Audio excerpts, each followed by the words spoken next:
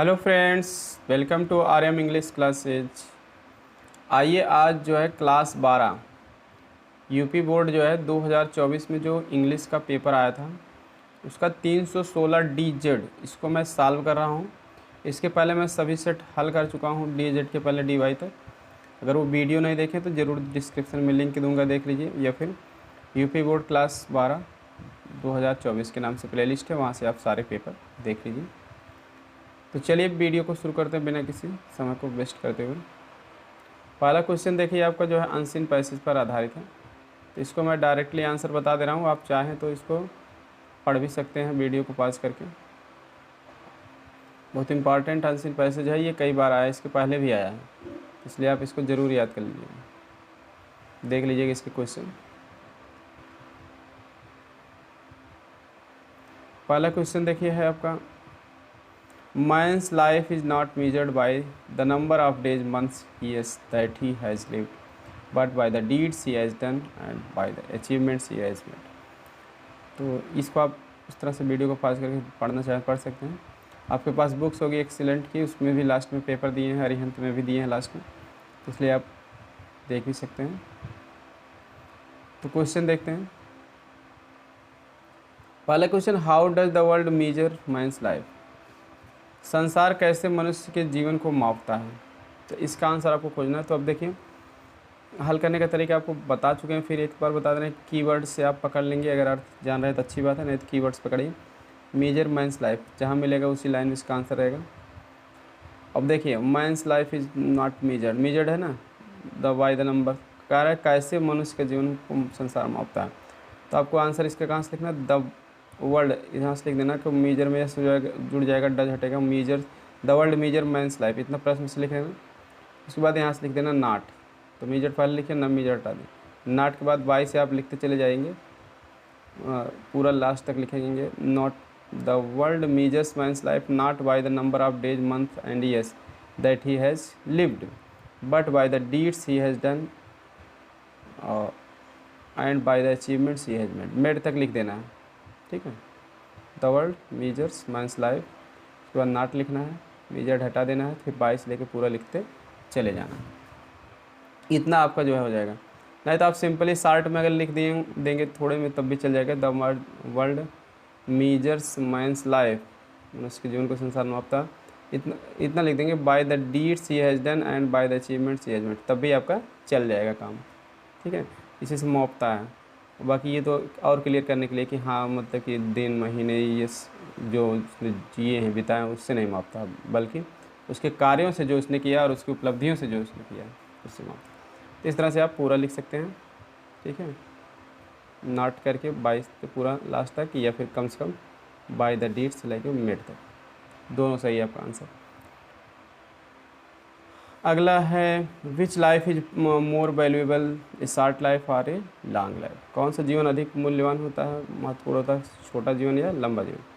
तो देखिए, जब आपको पढ़ देंगे शॉर्ट लाइफ और लॉन्ग लाइफ, ठीक है, तो वैल्यूएबल ये कीवर्ड है, जहाँ जिस लाइन में मिलेगा वहीं से इसका आंसर मिल जाएगा। तो आपको इसका आंसर यहाँ से मिल जाएगा। A short life devoted to noble endeavours is far more valuable than a long life of over 100 years spent in trivial pursuits, ठीक है। तो कह रहे हैं कि छोटा जीवन जो है, जो श्रेष्ठ प्रयासों के लिए किया गया, वो ज़्यादा महत्वपूर्ण होता है उससे जो सैकड़ों साल तक जो है ये तुच्छ कोशिशों में बिताया गया। तो ये दूसरा का आंसर इस 60 से हो जाएगा। तीसरा, what should one prefer to do in life? व्यक्ति को जीवन में क्या करना अधिक पसंद करना चाहिए? तो आप इसको देखिए, प्रीफर जब इसको पढ़ेंगे तब आप जानेंगे कि इसमें किस कार्य को ज़्यादा महत्व दिया गया, अधिक पसंद बताया गया। जब आप पढ़ेंगे तो इसको आपको पता चलेगा कि noble deeds and splendid idea, श्रेष्ठ कार्य और शानदार विचार जो हैं, इन्हीं को जो है ज़्यादा प्रीफर किया जाता है जीवन में। तो लाइफ की बात हो ही रही मैंस लाइफ में, इसके जीवन में। तो आपको लिखना है वन माने तो व्यक्ति, वन शुड प्रीफर, इतना टू, इतना आपको लिख देना है प्रश्न से, डू हटा के, डू की जगह आपको लिखना है इंगेज, ठीक।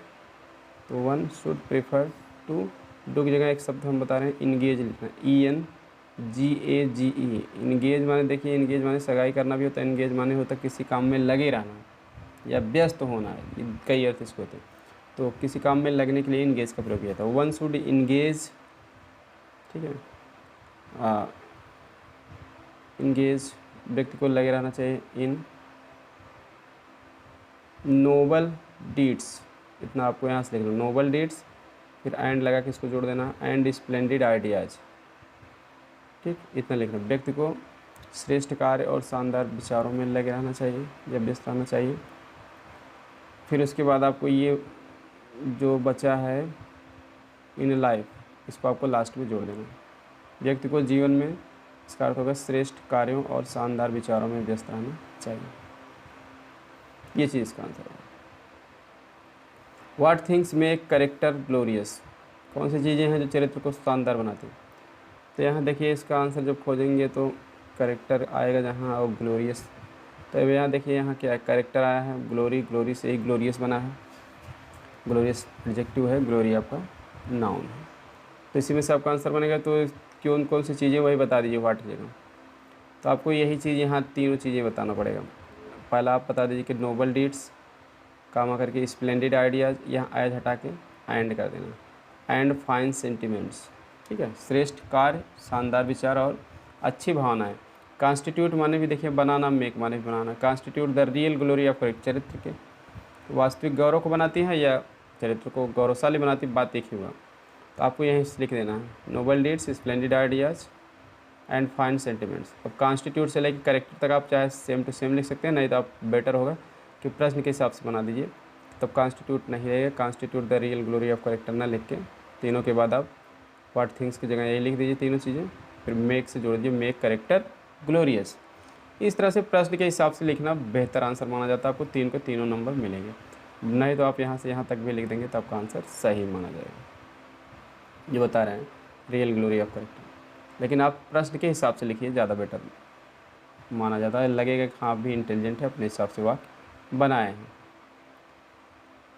तो चलिए अगला क्वेश्चन भी देख लेते हैं। Which word in the passage means importance, passage में किसका मतलब है इम्पोर्टेंस माने महत्व, महत्व, ठीक है। और which mean, what is mean by noble endeavours, noble endeavours का क्या मतलब होता है, इंडिवर्स माने प्रयास होता है। और what is difference between Indeed and indeed, ये इंडीड इकट्ठा इंडीड आया है और इन और डीड अलग अलग है, इन दोनों में क्या डिफरेंस है, तो दोनों का मतलब बता के डिफरेंस बताएंगे।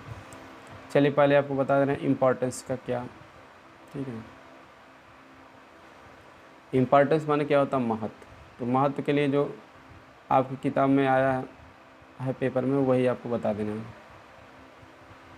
ठीक है। तो महत्व के लिए आपके लिए देखिए सिग्निफिकेंस आया है, कहाँ आया है, यहाँ देखिए आया है। तो आप बता दें इम्पोर्टेंस मीन्स सिग्निफिकेंस, ये चीज़ हो गया।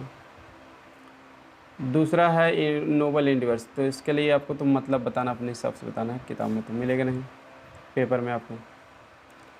तो आपको मैं बता दे रहा हूँ, आप इसको मतलब बता देना कि noble endeavours means, noble endeavours का मतलब होता है MEANS। आपको लिखना है honourable, HONOURABLE, honourable or, virtuous VERTUOUS।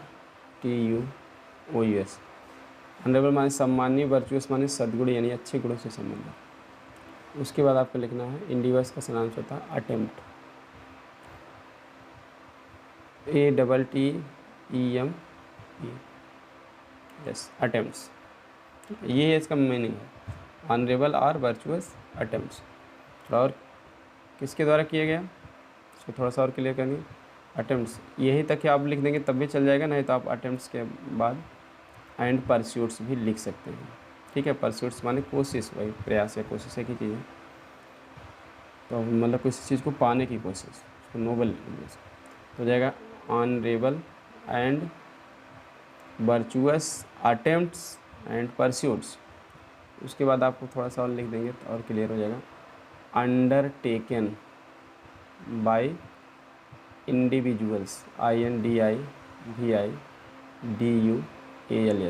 Undertaken माने जो जिम्मेदारी ली गई हो प्रयास करने की, किसके द्वारा, बाय इंडिविजुअल्स माने कोई भी व्यक्ति जो है उसको उसके द्वारा।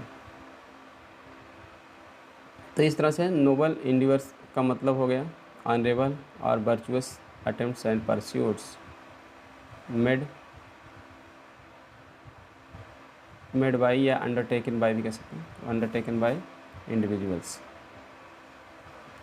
अगला क्वेश्चन आपका है indeed and in deed. तो डिफरेंस क्या है, तो आपको लिख देना है the difference between indeed and in deed, उसके बाद लिख देना इज दैट। ठीक है, इन डीड और इन डीड में डिफरेंस इज दैट माने यह है कि, अब आपको बताना है इन डीड, उसके बाद लिखना indeed is an adverb. Indeed क्या है, एक एडवर्ब है विच रिफर्स टू, रिफर्स मतलब संदर्भित करता है या वर्णन करता है, which refers to truly, TRULY, truly माने होता है वास्तव में यह सचमुच, truly are in reality REALITY, truly का तो वास्तव में या इन रियलिटी माने भी वास्तव में होता है।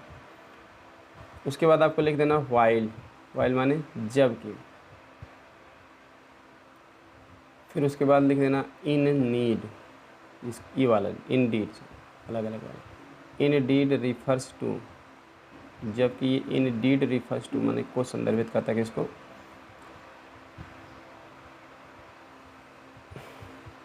Actual ACTUAL actual action or accomplishment MENT। तो एक्चुअल एक्शन माने वास्तविक कार्य या एक पूर्णता, एकम्प्लिश या वास्तविक कार्य की जो पूर्णता होती है उसको एकम्प्लिशमेंट कहते हैं, उसी को इन डीड कहते हैं। तो इस तरह से आपको दोनों का डिफरेंस हो गया। आगे क्वेश्चन देखते हैं, दूसरा है right an article on any one of the following topics in about 100 to 150 words. 100 से 150 वर्ड में आपको किसी एक टॉपिक पर निबंध लिखना है। पहला टॉपिक है मेकिंग आवर सिटीज़ क्लीन, हमारे शहरों को स्वच्छ बनाना। इम्पॉर्टेंस ऑफ गुड हेल्थ, अच्छे स्वास्थ्य का महत्व। थर्ड वर्ल्ड वार, तीसरा विश्व युद्ध। ए थ्रेट टू मैनकाइंड, मानव जाति के लिए खतरा। इन तीनों में से किसी एक पर लिखना है आपको। अगला तीसरा क्वेश्चन जो है आपका write letter to the principal of your college to complain against the shortage of drinking water for students in your college. Principal को पत्र लिखना है, उसमें ये कहना है कि आपके कॉलेज में विद्यार्थियों के लिए जो है पानी पीने की शॉर्टेज माने कमी हो गई है, उसके खिलाफ जो है आपको शिकायत करते हुए प्रिंसिपल को पत्र लिखना है कि हाँ भाई पानी पीने की व्यवस्था नहीं हो पा रही। अगला है write a letter to the editor of a daily newspaper, ये फिर आप राष्ट्रीय दैनिक समाचार पत्र के संपादक को पत्र लिखिए। डेली मतलब वही दैनिक समाचार पत्र के एडिटर में संपादक को पत्र लिखिए। दैनिक समाचार पत्र के संपादक को पत्र लिखिए। अबाउट किस लिए, अबाउट फ्रीक्वेंट ब्रेकडाउन की, फ्रीक्वेंट माने प्राय या अक्सर ब्रेकडाउन माने खराबी होना, इलेक्ट्रिसिटी बिजली खराब रहती है इन योर लोकेलिटी, आपके क्षेत्र में, मतलब बिजली आपके क्षेत्र में नहीं आ रही तो इसके बारे में लिखना है। ये मोस्ट इंपॉर्टेंट एप्लीकेशन है, बहुत आता है, हर साल आता है। ठीक है, किसी न किसी सेट में ज़रूर आता है, आप चाहे देख लेंगे, इसलिए आप इसको ज़रूर, इसके ऊपर सेपरेट वीडियो मैं बनाया हूँ चैनल पर, एक्सीलेंट ग्रामर के नाम से प्लेलिस्ट है, सारी वीडियो अपलोड किया हूँ, तो वहाँ से भी आप देख सकते हैं। बाकी और भी इम्पोर्टेंट जो भी हैं बोर्ड परीक्षा से पहले अगले इस सत्र में फिर आपको और भी बनाऊँगा, मैं रिपीट करूँगा, इसलिए चैनल को ज़रूर सब्सक्राइब करके रखिए अगर नए किए हैं तो, ताकि आपकी जो सेपरेट वीडियो जो लॉन्ग टॉपिक है मैं उसको अलग से कवर करूं तो आप देख सकें। चलिए आगे देख लेते हैं। अगला क्वेश्चन आपका जो है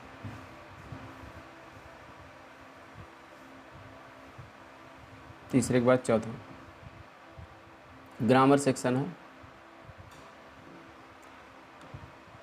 तो ग्रामर सेक्शन में देखिए ऑब्जेक्टिव टाइप हैं, ये 5 क्वेश्चन 2-2 नंबर के रहेंगे। Choose the correct option to answer the following questions, सही आंसर चुनना है। The government run by the representatives of the people is called, लोगों के जो प्रतिनिधि होती हैं उनके द्वारा जो रन चलाई जाती है सरकार, उसको हम क्या कहते हैं? तो पीपल माने लोग या जनता, तो जनता के द्वारा जो सरकार चलाई जाती है उसको हम कहते हैं डेमोक्रेसी, जनतंत्र या प्रजातंत्र या लोकतंत्र। बात देखिए, डेमो माने होता है, क्यों कैसे जाए, अब ट्रिक क्या है, डेमो ये मतलब इसमें ग्रीक वर्ड है, तो डेमो मतलब होता है पीपल, क्रेसी माने होता है रूल, शासन, तो पीपल के द्वारा जो शासन किया जाता है उसको हम डेमोक्रेसी कहते हैं। वहीं अनार्की माने क्या होता है, अराजकता होता है। ऑटोक्रेसी, ऑटो माने खुद होता है, स्वयं होता है, किसी एक के द्वारा शासन किया जाता है उसको ऑटोक्रेसी। ब्यूरोक्रेसी माने अफसरशाही, जो ऑफिशियल्स गवर्नमेंट ऑफिशियल द्वारा किया जाता है। तो इस तरह से ये सभी अलग अलग हैं, तो डेमोक्रेसी आपका सही है। The phrase run down means, run down का फ्रेज जो है इसका क्या मतलब होता है, रन डाउन मतलब से तो स्वास्थ्य का खराब होना, तो स्वास्थ्य का खराब होना इसमें आप देखेंगे तो आपको to be in poor health, तो पुअर माने खराब, हेल्थ माने स्वास्थ्य, खराब स्वास्थ्य में होना, उसको हम रन डाउन करते हैं। ये आपका आंसर है। अगला सिनोनिम्स आपका है फ्रैंक।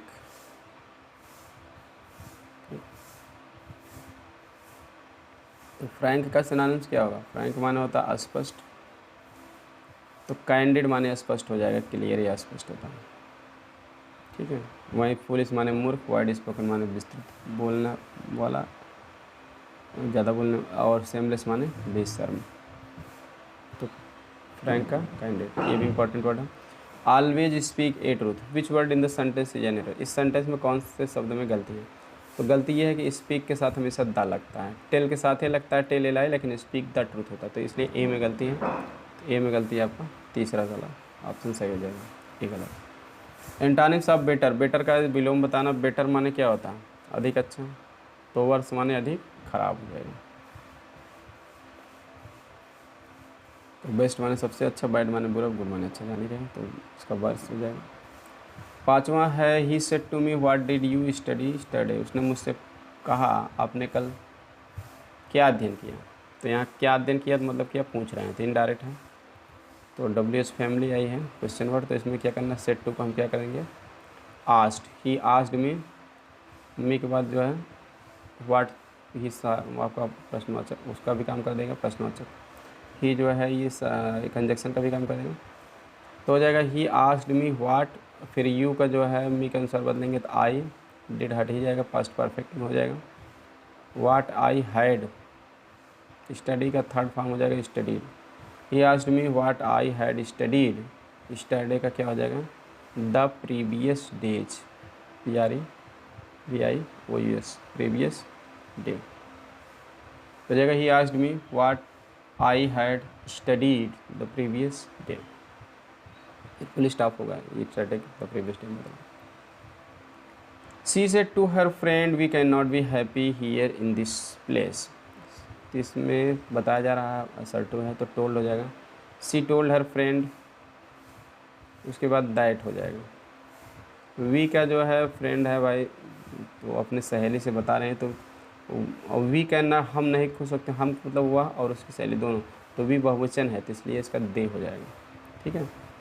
तो वी को हमेशा बहुवचन में ही बदलते हैं, तो दे हो जाएगा, भले सी है तो सी नहीं होता है, आई होता तब सी होता।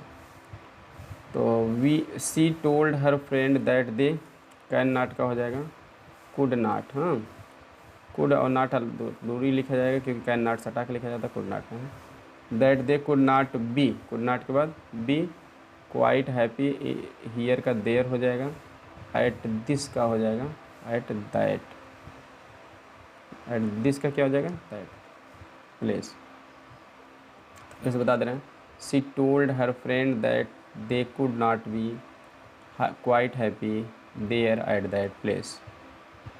आगे आपका सिंपल सेंटेंस हम मैं बता रहा हूँ, आपको देखना पड़ेगा। हिज ब्रदर डाइड, उसका भाई मर गया, हिज हर्ड द न्यूज़, वह समाचार सुना, ही फेंटेड, वह मूर्छित हो गया। तो इसका जो करेक्ट सिंपल सेंटेंस होगा, हिज ब्रदर डाइड, उसका भाई मर गया, ही हर्ड द न्यूज़, वह समाचार सुना, वह मूर्छित हो गया, तो इसका ये हो जाएगा hearing, H E A R I N G, hearing, उसके बाद द न्यूज़, ठीक है। Hearing the news, he heard the news को हियरिंग द न्यूज़, क्योंकि सब में ही है तो एक दोनों देखिए तो ये कहीं कॉमन करेंगे, हियरिंग द न्यूज़, उसके बाद आप लगाना पड़ेगा आप, उसके बाद आपको आपके बाद हिज फादर्स, हिज ब्रदर एपोस्टॉफियस लगा के, हिज ब्रदर्स डेड, डाइड का डेड, डेथ हो जाएगा, hearing the news of his brother's death, ऐसे लिखा जाएगा, अपने भाई की मृत्यु का समाचार सुनने पर, उसके बाद आपको कामा करके ही फेंटेड, वह मूर्छित हो गया, इस तरह से या छोटे से करके लिख देंगे। ठीक है, तो हियरिंग, फिर से बता दें, hearing the news of his brother's death he fainted, hearing the news of his brother's death comma he fainted, ये आपका सही सेंटेंस है। देखिए आपके पास जैसे किताबें वगैरह होंगी अरिहंत वगैरह की, तो उसमें जैसे आंसर भी दिया है किसी किताब में, या राजू क्वेश्चन बैंक हो या विद्या क्वेश्चन बैंक, तो कुछ गलत भी दे देता है, तो ग्रामेटिकली के लिए, क्योंकि सब ऑनलाइन मतलब ट्रांसलेशन वगैरह किए जाते हैं, या फिर ये मतलब कि सेंटेंस ही बनाए जाते हैं, हम देख रहे हैं, तो बहुत सारी गलतियाँ उसमें रहती है, तो इसलिए आपको जो है मैं रूल्स के तहत बता रहा हूँ, इस हिसाब से आप करेंगे तो आपका एक भी गलत नहीं होगा, नहीं तो आपका एक भी क्वेश्चन गलत हो जाएगा तो आपका नंबर कट जाएगा। तो इसलिए मैं प्रयास ये कर रहा हूँ कि जो भी मैं मेरी तरफ से कोशिशें हैं कि आपका एक भी नंबर कटने ना पाए। ठीक है, बाकी आपको कोई दिक्कत हो तो कमेंट करके पूछ सकते हैं। तो ये हो गया hearing the news of his brother's death comma he fainted. अगला she is rich she is not happy, वह अमीर है वह प्रसन्न नहीं है। तो कॉम्प्लेक्स सेंटेंस बनाना, तो कॉम्प्लेक्स में आपको आल्दो ही लिखा जाएगा, although she is rich comma she is not happy, यद्यपि वह अमीर है फिर भी वह प्रसन्न नहीं है। अगर यही कंपाउंड होता तब 8 से लगता, she is rich 8 she is not happy, वो कंपाउंड में लगता, लेकिन ये पूछ क्या रहा है कॉम्प्लेक्स, कॉम्प्लेक्स में तो विरोध के लिए आपको आल्दो ही लगाना पड़ेगा, although she is rich comma she is not happy, यही आपको करेक्ट है। Your failure has shocked her, पैसों वैस बनाना, हर का क्या करेंगे सी, और हैज है तो हैज बीन हो जाएगा, सी हैज बीन, साग्ड का साग्ड ही रहेगा। देखिए ध्यान से देखिए, साग्ड के साथ बाई लगा देंगे तो आपका वाक्य गलत हो जाएगा, साग्ड के साथ हमेशा ऐट लगता है, साग्ड है, एस्टॉनिश्ड है, सरप्राइज्ड है, इन सभी के साथ ऐट लगता है। सी हैज बीन शॉक्ड एट, उसके बाद ऐट के बाद योर फेलर आप जोड़ दीजिए बस, she has been shocked at your failure, वह तुम्हारी असफलता पर आश्चर्यचकित हो गई या उसे तुम्हारी असफलता पर आघात लगा। The glory can never fade, interrogative बनाना, ट्रांसफॉर्मेशन है, इंट्रोगेटिव बनाइए, अर्थ वही रहना चाहिए। तो देखिए इसका एक्सीलेंट आपके पास किताब होगी तो उसमें लास्ट में दिया भी है सेम टू सेम, और आया भी है 2014 में भी आया था, कई बार आया है, तो ज़रूर आप इसको ध्यान दीजिए।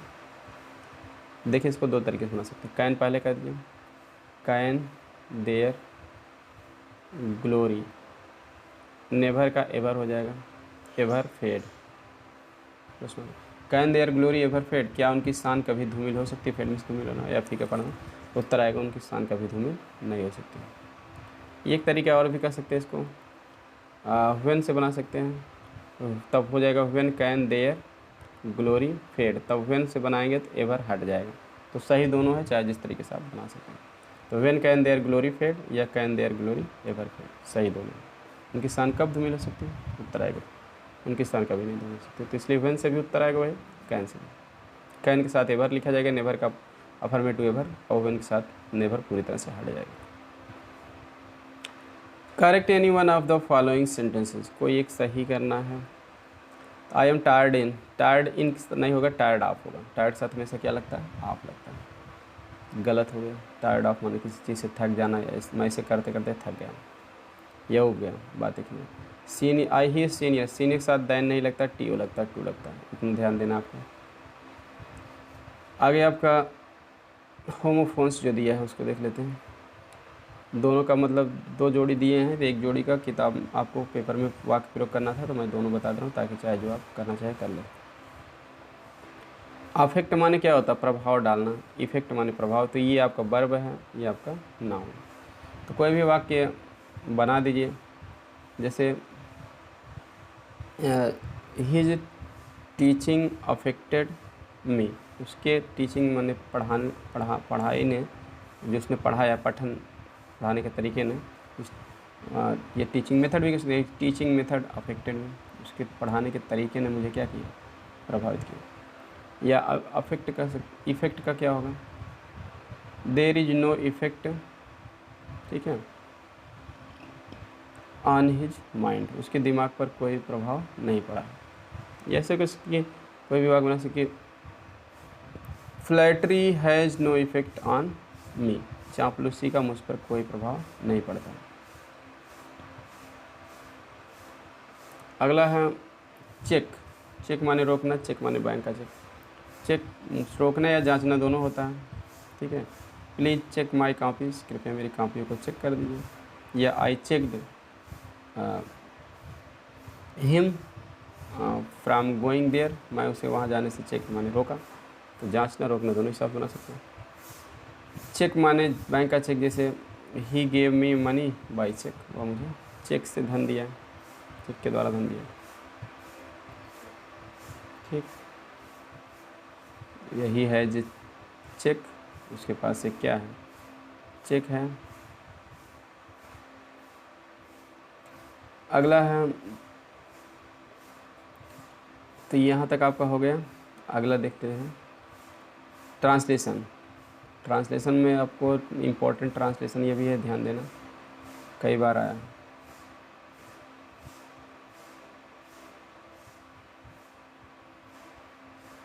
हाँ मिल गया। तो ये ट्रांसलेशन देख लेते हैं, इम्पोर्टेंट ट्रांसलेशन है। दो व्यक्ति साथ साथ यात्रा कर रहे थे, तो इसके पहले भी आया है बोर्ड परीक्षा में, इसलिए आप ज़रूर देख लीजिएगा इसको, तो फिर रिपीट हो सकता है ना। प्रातः काल का सुहावना समय था, तो इसको बनाएंगे it was a pleasant time. Pleasant माने होता है सुहावना, PLEASENT। It was a pleasant time of morning, प्रातःकाल माने मॉर्निंग। ठंडी हवा चल रही थी, तो इसका अंग्रेजी होगा THERE। There was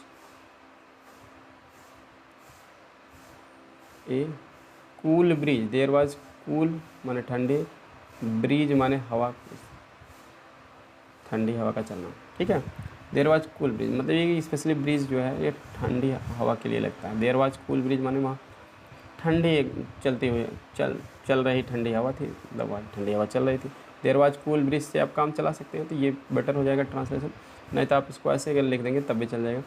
cool bridge was blowing, हवा चलने के लिए क्या लिखा जाता है, ब्लो, BLOWING, दोनों सही है, कोई दिक्कत नहीं है। कूल ब्रीज वाज ब्लोइंग कर दो, या there was cool breeze, there was cool breeze, तब भी सही है। अगला है राजकुमार सलीम और बीरबल के साथ अकबर टहलने चल दिए, तो साथ हैं यहाँ, तो आपको करना पड़ेगा एलांग विथ। एलांग विथ माना होता है साथ साथ, साथ साथ मतलब किसी सेंस दे रहा है। तो एलांग विथ राजकुमार का हो जाएगा Prince Salim. Along with Prince Salim and Birbal, ये हो जाएगा Akbar went for a walk. Akbar went माने चल दिए, फॉर ए वॉक माने टहलना, ठीक। तो along with Prince Salim and Birbal Akbar went for a walk, ये चीज़ हो गई। कुछ देर बाद वे एक तालाब के किनारे पहुँचे। आफ्टर सम टाइम, कुछ देर बाद वे एक तालाब के किनारे पहुँचे, मतलब they reached the bank of A pond. Bank माने होता है किनारा, BANK। बैंक माने भी होता है अधिकोष, और किनारा भी होता है। They reached the bank of A pond, ठीक है। रीच्ड के बाद तुरंत देखिए प्रीपोजिशन नहीं लिखा जाता, जहाँ पहुँचे वो शब्द लिखा जाता है, इसलिए reached the bank of A pond लिखा जाता है। तालाब का पानी साफ था, तो the water of the pond was clean. Clean माने साफ, या क्लियर भी कह सकते हैं। अतः अकबर ने, तो the water of the pond was clean, तो सो अकबर, अतः अकबर ने मतलब हो गया सो अकबर ने स्नान करने का निश्चय किया। Decided to take bath, decided माने निश्चय किया, to take bath, take bath में स्नान करना। राजकुमार सलीम भी नहाने के लिए तैयार हुए। प्रिंस सलीम आल्सो गाट रेडी माने तैयार हो गए, या बीकेम रेडी भी कर सकते हैं। प्रिंस सलीम आल्सो गाट रेडी, क्योंकि गेट रेडी माने तैयार होना होता है, तो गाट रेडी कर दिए, गाट रेडी, हाँ नहाने के लिए। टू टेक बाथ, उन्होंने अपने कपड़े उतारे, तो उन्होंने मतलब क्या, राजकुमार सलीम, तो भले उन्होंने सम्मान देने के लिए, तो इसलिए ही लगेंगे। He took off his clothes, took off माने होता उतार, टेक ऑफ उतारना होता, तो सेकंड फॉर्म टुक ऑफ हो जाएगा OFF। He took off his clothes, उन्होंने अपने कपड़े उतारे और बीरबल को दे दिए। And gave them to Birbal, के देम लगा देंगे क्योंकि कपड़ों के लिए प्रोनाउन हो जाएगा। And gave them to Birbal, जो उस समय स्नान नहीं करना चाहता था। Who did not want to take bath at that time, नहाते समय अकबर से कहा, नहाते समय मतलब वाइल टेकिंग बाथ कह दो या बेदिंग भी कह सकते हो। बेदिंग लिख दोगे तो टेकिंग नहीं लिखना पड़ेगा, टेकिंग बाथ, बेद अपने अपने नाउन हो जाएगा। वाइल बेदिंग या वाइल टेकिंग बाथ दोनों चल जाएगा। अकबर ने कहा, तो मतलब काम करके अकबर सेड, क्या कहा, तुम्हारे पास एक गधे का बोझ है। तो यू हैव ए, बोझ का मतलब burden of, you have a burden of a donkey, DONKEY, you have a burden, you have the burden of a donkey, तुम्हारे पास एक गधे का बोझ है। बीरबल ने तुरंत उत्तर दिया। Birbal immediately replied, immediately replied या at once replied, at once माने भी तुरंत होता है, इमीडिएटली माने तुरंत होता है। एट वंस चाहे कह दिए, चाहे IMMEDIATELY, इमीडिएटली रिप्लाइड। नहीं सरकार, दो गधों का है। No government, GOVERNMENT, no government भी कह सकते हो और नो सर भी कह सकते हो। सर माने भी महाराज होता है और महाराज या सरकार दोनों चल जाएगा। तो नो गवर्नमेंट कह दो या नो सर, या नो योर मजेस्टी भी कह सकते हो। योर मजेस्टी माने भी महाराज होता है, महाराज राजा के लिए, सरकार के, गवर्नमेंट के अलावा आप योर मजेस्टी का भी प्रयोग कर सकते हो या सर का भी प्रयोग कर सकते हो। नो गवर्नमेंट या नो योर मजेस्टी, ठीक है। दो गधों का है, तो नो गवर्नमेंट दो गधों का है, नो नहीं सरकार दो गधों का है, तो इसका अंग्रेजी government is owned, OWNED, owned by 2 donkeys। No माने नहीं, गवर्नमेंट माने सरकार या your majesty. Is owned by 2, owned मतलब सिर्फ मालिक होना, ठीक है। 2 donkeys, ओन्ड माने प्राप्त होना, मलिकाना होना, पास में होना। तो सरकार दो गधों का है, मतलब कि होता है government is owned by 2 donkeys। No government is owned by 2 donkeys। या फिर आप इसको ऐसे भी कर देंगे तो गलत नहीं होगा। नो गवर्नमेंट बाद फिर कामा लगाएंगे, इट इज़ ऑफ 2 donkeys, ठीक है, ऐसे भी कर सकते हैं। बीरबल के शब्दों पर अकबर हंस पड़ा। तो अकबर लाफ्ड, लाफ्ड मतलब हंस दिया या हंस पड़ा। एट बीरबल्स वर्ड्स, ठीक है। परंतु राजकुमार सलीम क्रोधित हो गया। But the Prince Salim Beckham angry, Beckham second form हो जाएगा एंग्री, क्रोधित हो गए, ANGRY।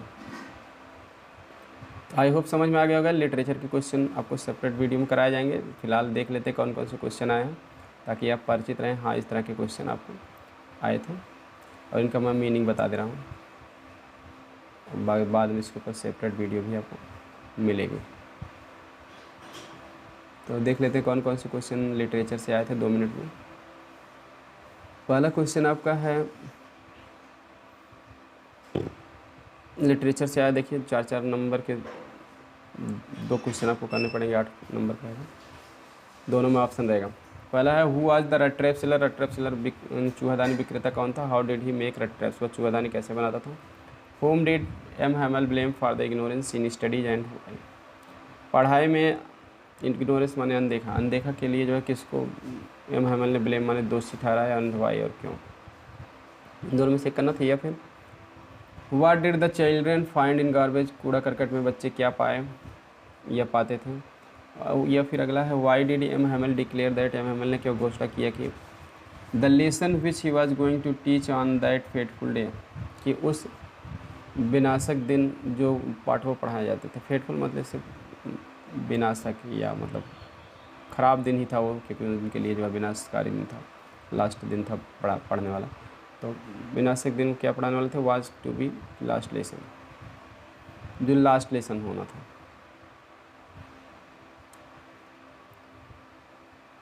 तो चलिए आगे देखते हैं अगला question.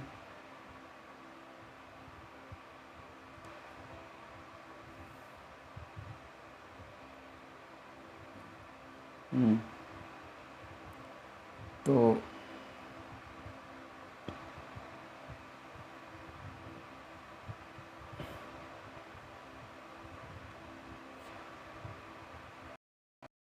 In about 80 words, 80 word में लिखना है प्रोज का ये। How did Gandhi ji reach Champaran and how did he solve the problems of farmers. Gandhi ji कैसे चंपारण पहुँचे और उन्होंने किसानों की समस्या को कैसे हल किया।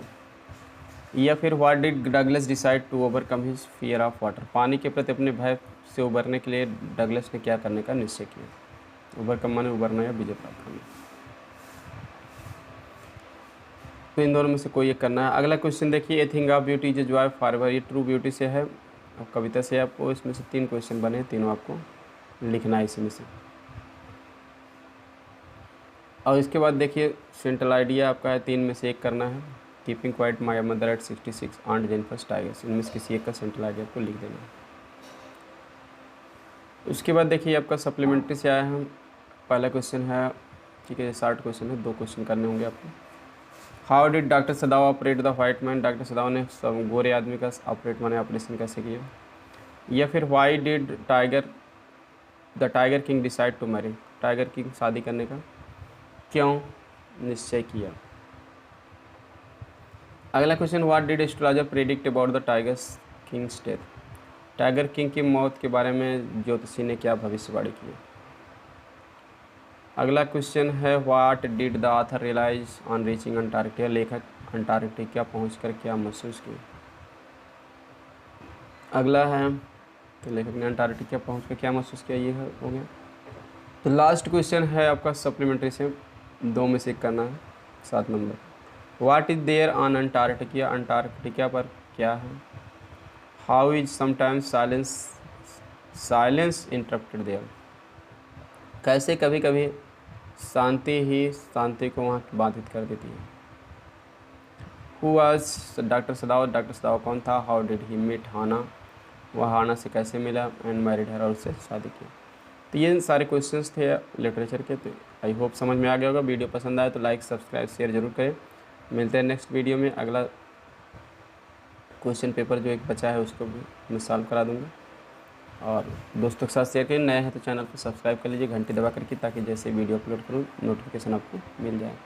Thanks for watching video.